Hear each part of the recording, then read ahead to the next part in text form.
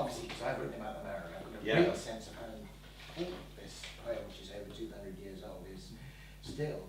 So what drew you to it? So a few different things. I wrote it a few years ago, and I guess initially, just the drama of the story. I mean, obviously there's certain lines that you know, but then you kind of go and find out what's the story they're from. And I just love the fact that the length of it was ideal for kind of this kind of piece, about kind of 70-minute piece.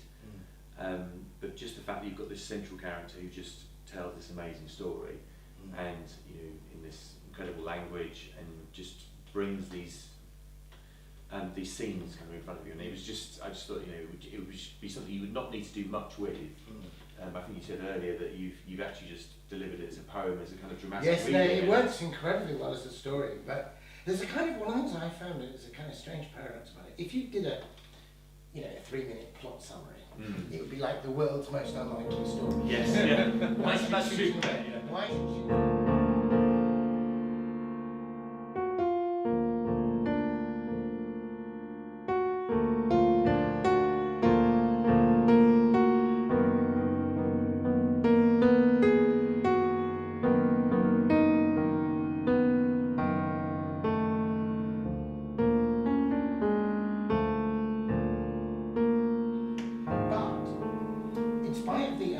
Unlikeliness or weirdness of the surface narrative, I think everybody who gets drawn into the story, whether it's through reading the poem or looking at the illustrations or anything, suddenly realises that it's also about them.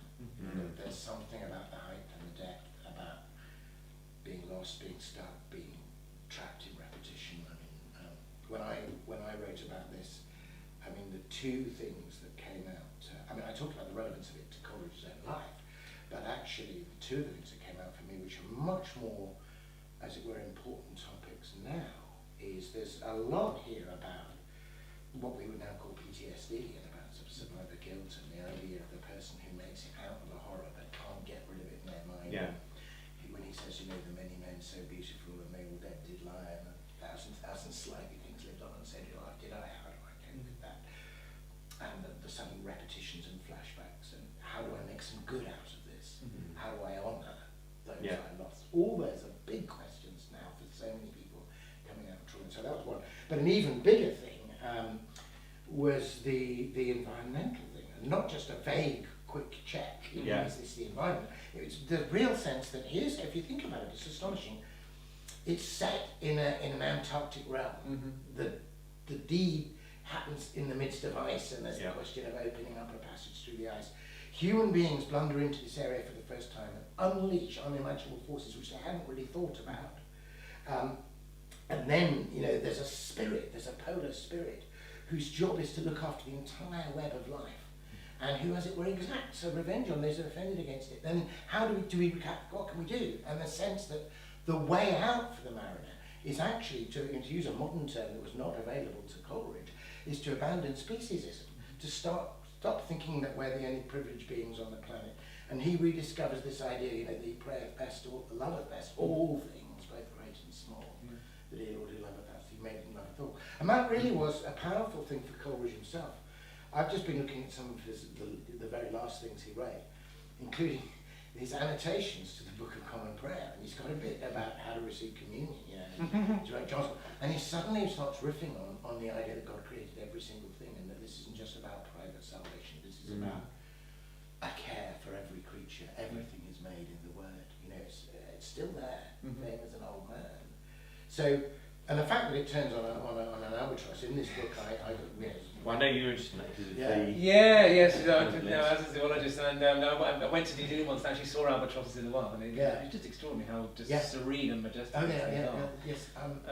I actually saw one once as a small child as well.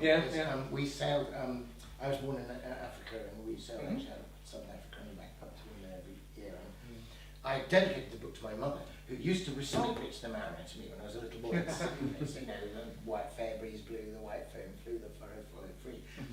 And so I dedicated this book to her, and I went up, she's 100 now, she's still going strong. So I went up with some trepidation to see if Mum liked my homework. She read it, and she said, "So do you remember the albatross?" I said, "No." And she told me that one time when we were on board ship sailing off the Cape of Good Hope, so in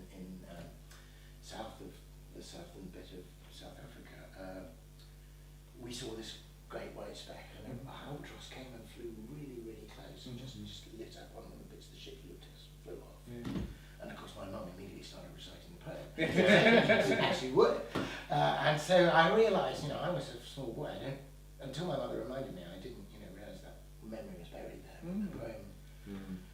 Presumably he hadn't seen an albatross. No, he hadn't. He had clue? not seen an albatross. He hadn't even been to sea.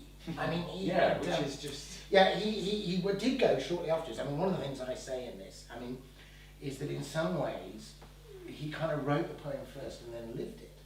And gradually it became an emblem for him of things. But he has a wide point to make. He finally published it under his own name just over 200 years ago in 1817. I mean, it came out anonymously in the late 1790s, but he kept tweaking it in the 1817 version. And alongside it, he published another book, which is largely about the poetic imagination and why would we make up stories? Are they surely that they are false? And he says, no, we must procure for these shadows of imagination. He says we have a willing suspension of disbelief, that's his phrase, that procures for these shadows of imagination. That procures for these shadows of imagination that willing suspension of disbelief, which for the moment constitutes poetic faith. And he says what we do is we transfer from our inward nature the life that clothes these shadows of imagination. But at one point in that book he says the way the poetic imagination works, and the arts generally, he says it's a bit like the chrysalis of the horned fly. It's when it's evolving. It leaves room in its involucrum for antennae yet to come.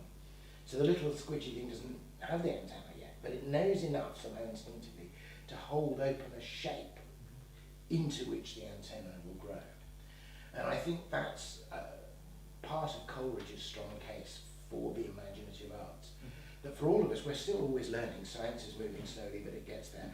But sometimes we have an imaginative scientist to have this imaginative and we say, just suppose this, let me hold open a shape for you. And then gradually our other ways of knowing grow into it. And I think this poem is just such a shape. It's a narrative shape that holds a whole series of truths which we half know but don't fully know yet. And the more we enter into it, the more we get to know those things. And that's why I'm really delighted to see any other, artistic presentation of it. And Coleridge loved music and, wrote well about music. Of course, music comes into the poem quite a lot. And the sound of instruments and bells and song. He didn't live to see half of the creative responses. He never saw the beautiful Gustave Doré illustrations. Though he did see some very early ones.